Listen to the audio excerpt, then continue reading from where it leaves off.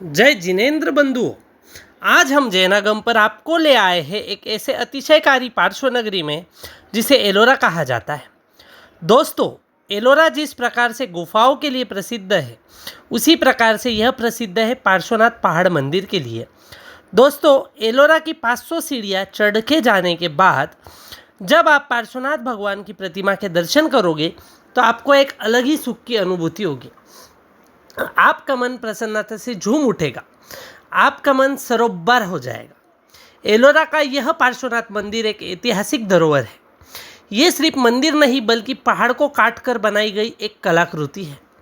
इसे पहाड़ मंदिर इसलिए कहा जाता है क्योंकि एलोरा की चरनाद्री हिल्स को काटकर बनाई गई एक गुफा मंदिर है जो 9वें से 11वें शताब्दी की राष्ट्रकूट वंश की याद दिलाती है। एलोरा छत्रपति संभाजीनगर से 30 किलोमीटर पर स्थित है। एलोरा में जैन मंदिर के अलावा एलोरा की जग प्रसिद्ध गुफा और घृष्णेश्वर का ज्योतिर्लिंग भी है। दोस्तों, पहाड़ी पर बसा ये तीर्थ और जो पार्श्वनाथ पहाड़ मंदिर है, इसमें इंद्र सभा के ऊपरी तल पर 23वें तीर्थंकर भगवान पार्श्वनाथ की एक भव्य प्रतिमा विराजमान है जिसकी ऊंचाई 16 फीट है। पहाड़ को काट कर बनाई गई ये प्रतिमा रथ में विराजमान है जिसके सर पर सर्पफन है। कहा जाता है कि यह मूर्ति इतनी तेजस्वी है कि ध्यानमग्न अवस्था का साक्षात दर्शन कराती है। दोस्तों, इस प्रतिमा में कुल 22 चमत्कार या अतिशय है ऐसा कहा जाता है। इस मंदिर की सबसे बड़ी खासियत इसका आर्किटेक्चर है। इसे छोटा कैलाश के डिज़ाइन से प्रभावित माना जाता है। पूरा मंदिर एक विशाल पहाड़ के बीच में स्थित दिखाई देता है।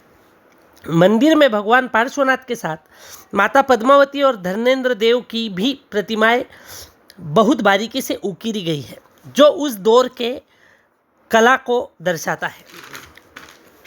दोस्तों, एलोरा का ये पहाड़ मंदिर एकता की एक मिसाल है। इस प्रतिमा की एक खासियत यह भी है कि इस प्रतिमा जी के सबसे निचले हिस्से पर आपको इंद्रदेव की प्रतिमा भी दिखाई देगी। प्रतिमा जी बहुत अतिशयकारी एवं मनमोहक है। माना जाता है कि ये प्रतिमा 9वीं या 10वीं शताब्दी में बनाई गई जिसकी सन 1200 में पुनः प्रतिष्ठा की गई। इस मूर्ति का निर्माण राष्ट्रकूट वंश के राजाओं के संरक्षण में हुआ था। राष्ट्रकूट राजा जैन धर्म के बहुत बड़े प्रशंसक और संरक्षक थे। भगवान के सर पर जो सर्पफन बना है, यह धर्मेंद्र देव का प्रतीक है जो भगवान के उपसर्ग से रक्षा कर रहे हैं।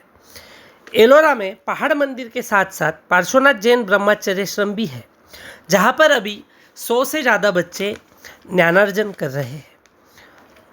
दोस्तों, यहाँ पर पढ़ाई के साथ साथ धर्म भी सिखाया जाता है।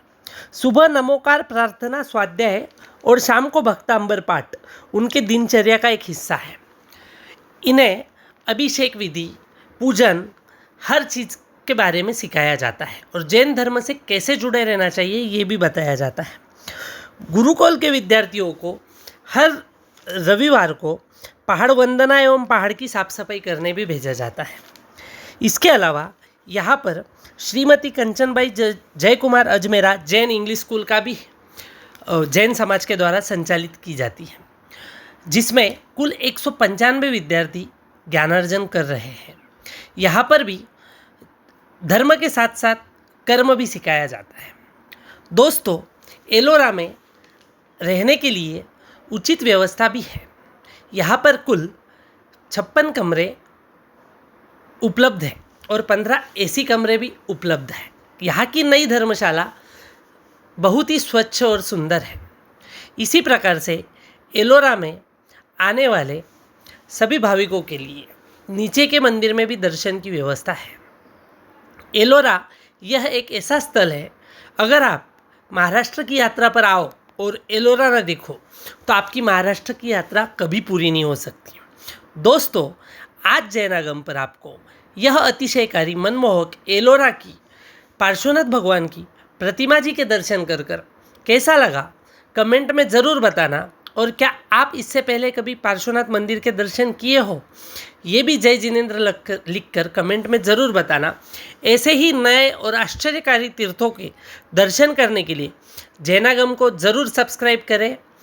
इस वीडियो को ज़्यादा से ज़्यादा शेयर कीजिए लाइक कीजिए, कमेंट कीजिए।